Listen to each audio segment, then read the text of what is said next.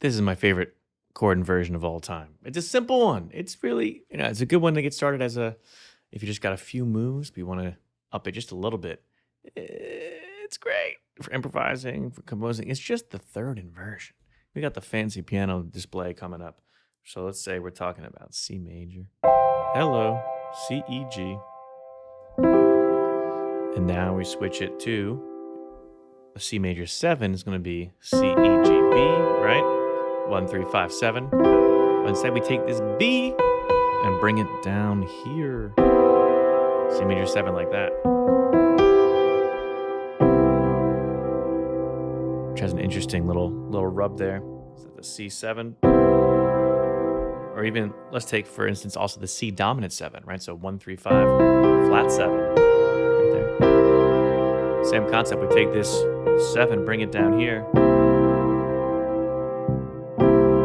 And let's say you only know mainly like your triads around. You can play your triads all around the different chords, but use fingers 2, 3, 5 to get this. And then boom, your thumb is right here. And let's say your song is just hanging on a C7. You have a lot of different variations like...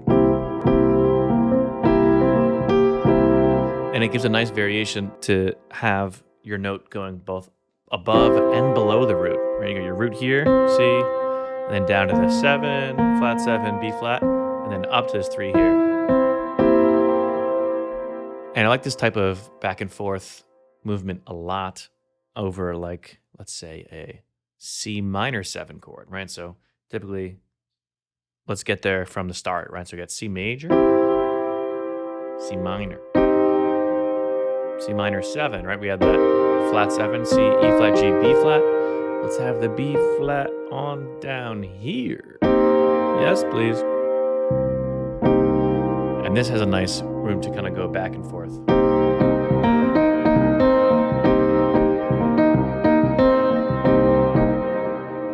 And a lot of guitar and bass riffs do kind of live around kind of going above and below. A lot of meters tunes, a lot of different funk things. So you can add this extra sauce on a keyboard to get that nice back and forth.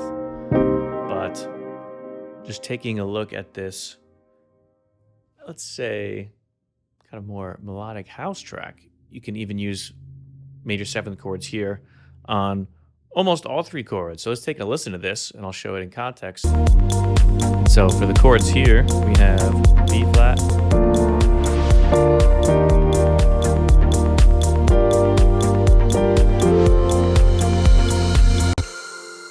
all right, so let's get those chords up. So let's get there first just with the triads, right? So we have B flat major, here, E flat major. Again, in this scenario, I'm just doing left hand playing the root note, that lowest note, B flat, the namesake of the chord, and then E flat, just E flat major triad, E flat, G, B flat, G minor, G, B flat, D, and then F, F, A, C. I'm using fingers 2, 3, 5, right? 2, 3, 5. For example, for B flat major 7, I do a 2, 3, 5, B flat, D. So that way then, if I want to add that major 7 with this inversion, my favorite inversion, just the third inversion, we got, just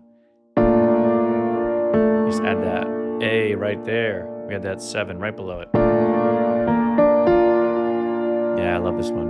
And if you're wondering why it's called the third inversion, that's just because the inversions are named in ascending order.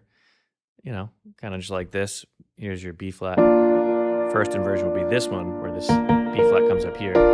First inversion, second inversion, is your root position. But then once you have an extra note in there, first inversion becomes this one, second inversion, third inversion. Third inversion is what we're working with today. So let's try it in this chord progression, right? So B flat major, add that 7. E flat major, add that 7. And G minor, we'll make that a G minor 7, so we can keep practicing this. So G minor, 2, 3, 5 for our G, B flat, D. And then the thumb comes down to add that minor 7, the F. And then we go to F major. Why? Because F major 7 here sounds a little aggressive. Because typically, you know, if we're in the key of B flat major, the 5 chord would be dominant.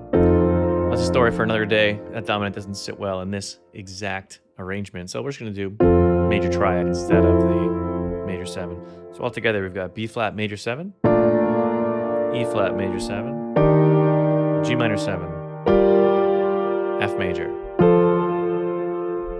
And a good way to practice through this is, of course, you know, just first go through without, you know, playing through with a track or a metronome. And then once you're comfortable, you can start adding it in. And your first time or your first few times through, you could do just a triad, getting used to that 2, 3, 5 fingering in the right hand, 2, 3, 5.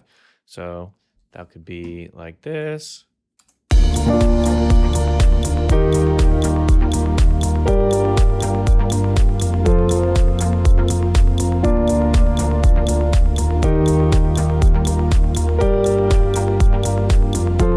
And then add the 7.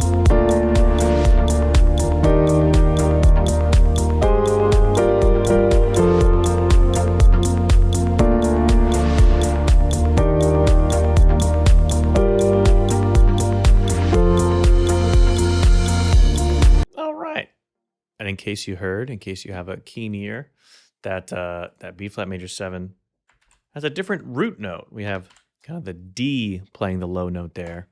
So we can kind of reframe it to that B flat major 7 over D, which gives it this sound. Right, so the B flat major over D, it's like indicating almost a type of inversion, but as long as we have all of our notes of a B flat up top, and then a D note at the bottom, that's a B flat over D. Think for like numerator, denominator, if you're not familiar with slash chords. So B flat being the chord name means we need those 3 notes, B flat, D, F. And then D, we need it in the low left hand. That's B flat over D. Here's B flat major 7 over D. Right, we add in this 7 right here, the A.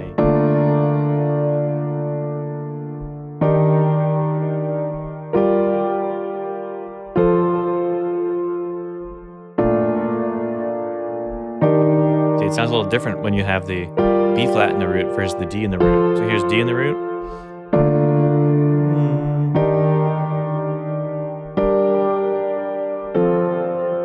And you can see there I started doing some different inversions to kind of smoothly voice lead in between.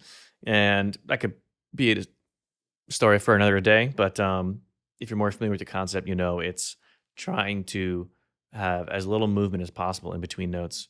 So in the kind of, let's say, 3 stages of playing this progression, starting with just your, you know, your triads, 2, 3, 5, then moving on to the third inversion, which has still 2, 3, 5 in the right hand, but you add the 7th below, so B flat major 7,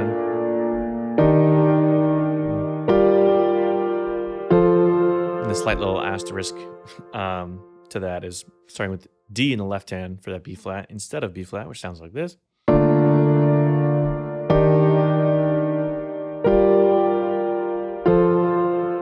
And the next level above that is, let's say, for example, you start in that third inversion, you just smoothly voice lead to your closest E flat major inversion from where you started, right? So we're starting in B flat major 7, we got this. Get to an E flat, right? That's E flat major 9. We'll maybe simplify for the people. There we go, just E flat major 7 in a different inversion. And G minor 7, we might not do root position because we're so close to it. And then F, we do here. So let me play just the right hand so you see that. So B flat, E flat, G minor.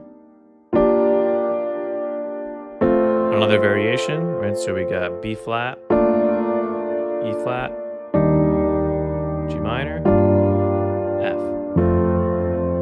And what's cool about this technique, and it's something you can change, like if you're playing the same progression throughout a long piece, you can start your first chord with a different inversion, and that gives you a different starting point for your voice-led journey throughout these different chords. So here's just a few examples of that you can try out So maybe you can listen to this a few times, see the concepts, and then replay it and try to take some of your own inversions as you go through it. So let's try it out. Get out that piano, you got this.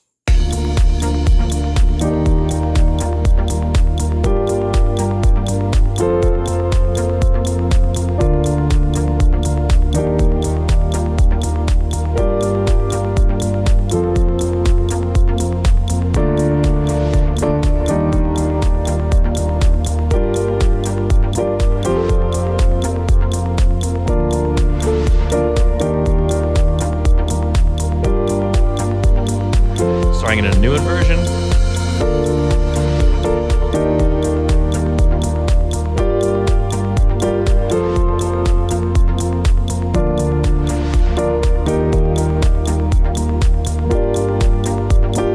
I'll go one higher.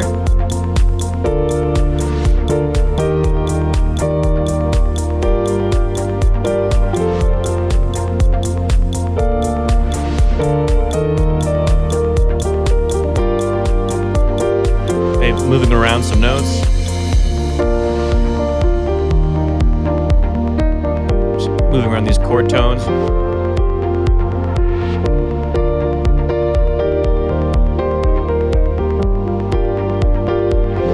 Back to the original.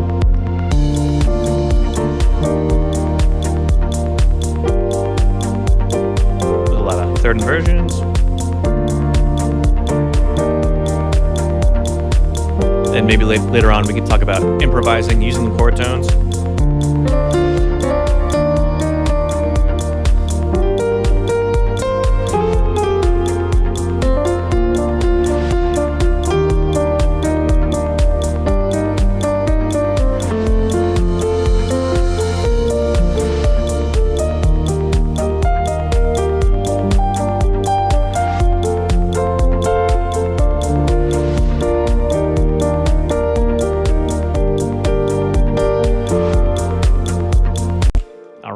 And something I'll expand upon in future videos is kind of, but similar concept. You can use the chord tones to help involve what your improvisation might be. If you're like adding accompaniment or even adding a solo or melody line, like using those chords can be really helpful for getting in kind of where your chords can lead the melody and kind of just bring that whole music together.